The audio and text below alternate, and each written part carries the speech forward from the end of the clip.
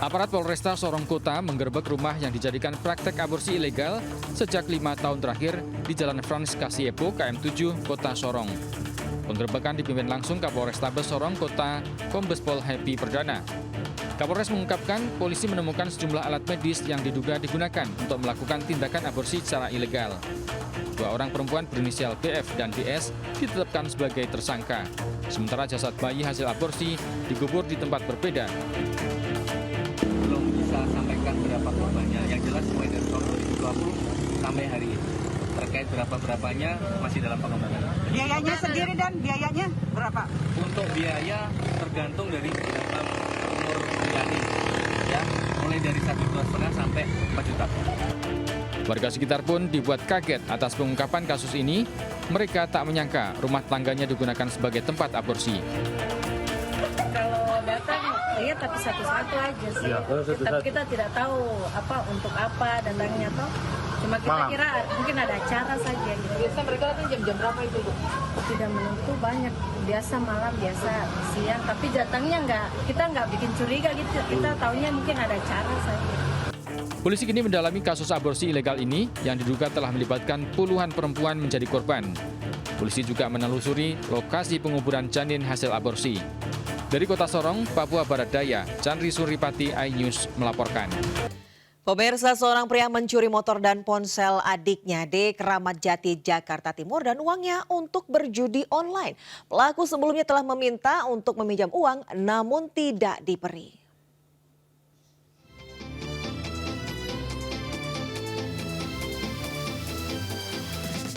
Pria berusia 24 tahun ini hanya tertunduk usai diringkus polisi Keramat Jati, Jakarta Timur karena terbukti mencuri 3 buah ponsel dan 1 unit sepeda motor jenis Matic milik adik kandungnya di Bandung, Jawa Barat.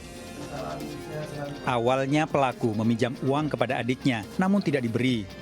Secara diam-diam pelaku mencuri motornya yang terparkir di dalam rumah di kawasan Batu Ampar, Keramat Jati, Jakarta Timur. Pelaku menjual di sebuah akun marketplace. Diduga pelaku menggunakan uang untuk bermain judi online. Judi online ini mungkin ya. Secepat itu juga dia menjual barang bukti dengan uang hasil curian habis.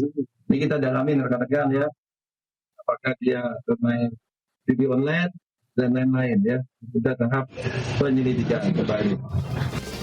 Pelaku terancam hukuman 5 tahun penjara. Dari Jakarta, Rio Manik, iNews melaporkan. Seorang gadis di bawah umur menjadi korban kekerasan seksual dan disekap selama 5 hari oleh pacarnya di Makassar, Sulawesi Selatan. Sementara itu juga di Makassar, pemirsa, 2 pria menjual video porno anak di bawah umur setelah berpura-pura jadi pacar korban.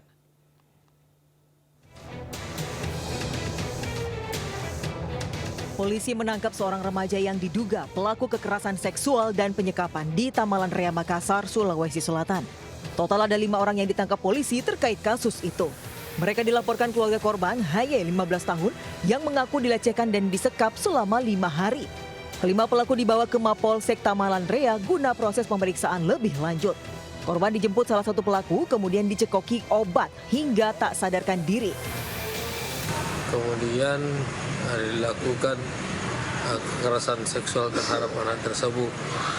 Artinya yang menjemput ini teman dari pacar korban, Bang ya? Betul, jadi teman pacarnya mengatakan bahwa ditunggu pacarnya di lokasi sehingga anak korban ini menurut, dan setelah sampai di sana pelaku dari pacarnya sendiri melakukan kekerasan seksual.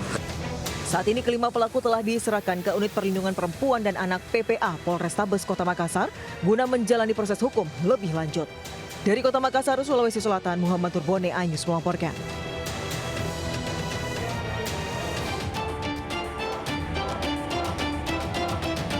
Dua tersangka penyebar dan penjual video porno adalah RYP 18 tahun, seorang karyawan swasta asal Magelang, dan ASF 23 tahun, mahasiswa asal Bangka Belitung. Keduanya ditangkap atas laporan korban ke polisi beberapa waktu lalu. Kedua tersangka mendapatkan video dengan berbagai cara, selain dari sindikat perdagangan video porno, juga dari para korban langsung. Selanjutnya video dipromosikan melalui media sosial. Polisi mengamankan berbagai barang bukti diantaranya handphone dan screenshot video-video asusila, serta 2.500 video pornografi anak dari berbagai daerah dan negara. Memulai melakukan jual beli foto dan video asusila atau pornografi anak sejak bulan Juni 2023. Kemudian tersangka menggunakan Instagram dengan nama user @orangtuanakal_community untuk melakukan promosi channel Telegram dan Potato Chat. Tersangka masuk ke sindikat yang menyebarkan pornografi dari beberapa negara, yang mana motif dari tersangka ini adalah ekonomi, tujuannya untuk dijual. Dalam aksinya, tersangka menawarkan masuk grup channel dengan biaya Rp500.000 kepada para anggota yang tertarik bergabung.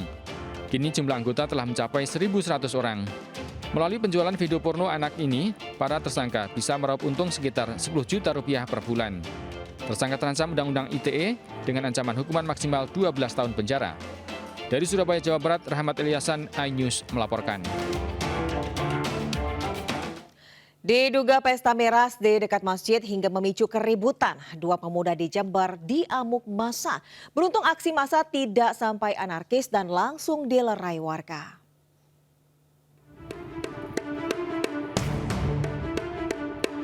Video amatir memperlihatkan 2 pemuda yang diduga terpengaruh minuman keras berbuat onar di sekitar Masjid Besar Kecamatan Kencong, Jember.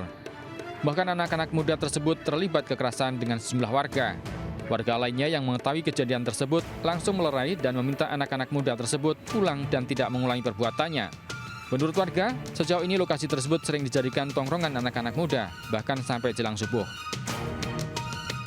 Sangat disayangkan dan berharap tidak terulang lagi kejadian seperti itu, dan pihak keamanan lebih intensif lagi. Sangat disayangkan sih, apalagi di daerah masjid ya.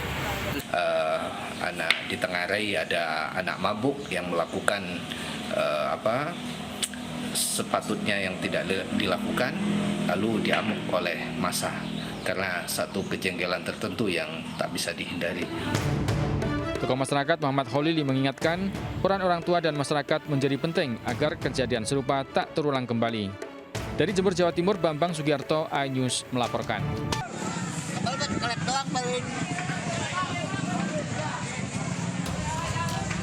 Kobaran api disertai asap tebal membakar sejumlah bangunan semi permanen di area penyewaan truk di Jalan KKN, Petualangan Selatan, Pesanggerahan, Jakarta Selatan, Senin siang. Warga yang panik berhamburan ke tengah jalan. Kobaran api yang membesar membuat api merambat ke bangunan lainnya.